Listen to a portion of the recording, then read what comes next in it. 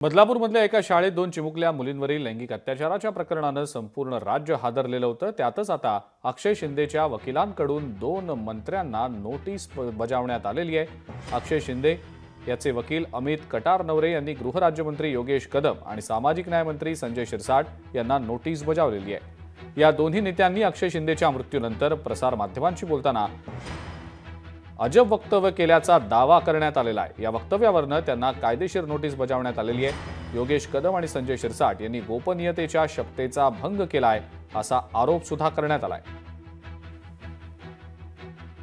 पोलिसांचा फायरिंगच बनावट आहे, तो एन्काउंटर फेक आहे आणि अक्षय शिंदेच्या पालकांनी जी काय स्टेटमेंट दिलेली की त्यांच्या मुलाला मारून टाकलेलं आहे त्याच्यामध्ये सबस्टन्स आहे असं नोंदवलं असताना देखील ते पुन्हा त्या फाइंडिंगच्या विरोधात जाऊन अशा प्रकारे स्टेटमेंट करतात की पोलिसांवर त्यांनी फायर केला।